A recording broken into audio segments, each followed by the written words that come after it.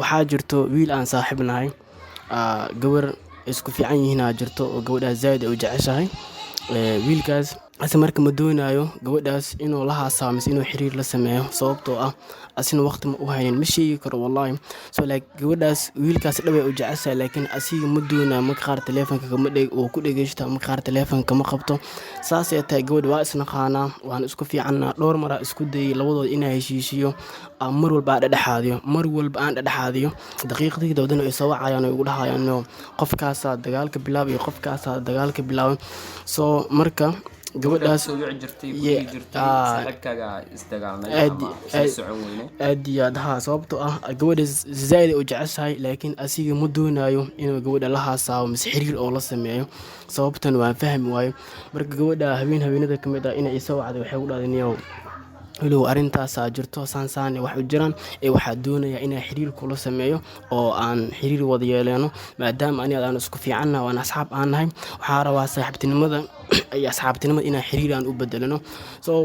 anigii waxaan ku hadlaa waaye sababtoo ah gabadhaan maraa waxaa la ii bari dumaashnimo sababtoo wiilaa saaxiibnaha i bari wiilkiina asigii gabadhaan ma daneeyo ma qiime laakiin gabadh iida way jeceshahay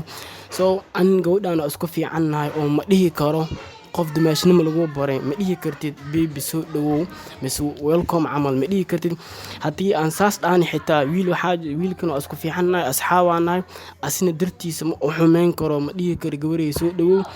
wiilkan oo isku fiicannahay asina ma dhihi karo xariifuu miyahay qoftaadii anaa la wareegi qoftaana ma dhihi karo qofii aan kala dhammaano sababtoo ah anina xiriiraan leeyahay gabar isku fiicannahay way jirtaa xiriir aan leenahay so like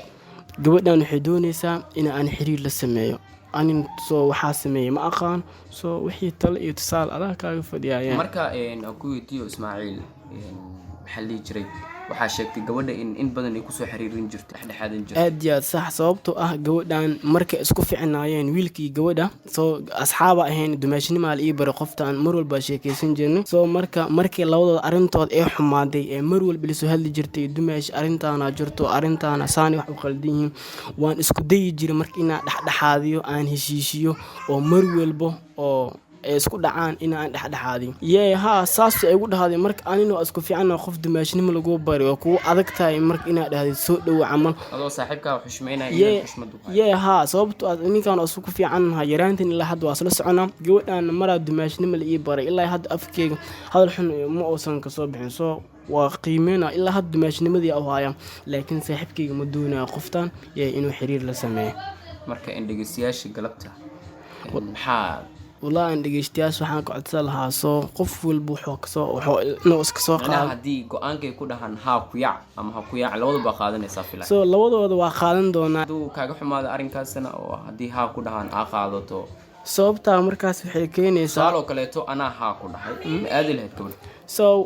adi ha idhahdid ani niyadeeda waa lasii tashanayaa soo niyadeeda go-aamo fara badanaa lasoo bixin doonaa ani inkastoo xiriir aan leeyahay soo qofteedan waxay danta igu qasbaysaa inaan la hadlo aan dhaho arrintaasaa jirto haddii ay fasaxdo waan qaadan doonaa laakiin haddii niyadeeda danta waxay keenaysaa inaa iska diida leh aad u mahadsantahay aad iyo aad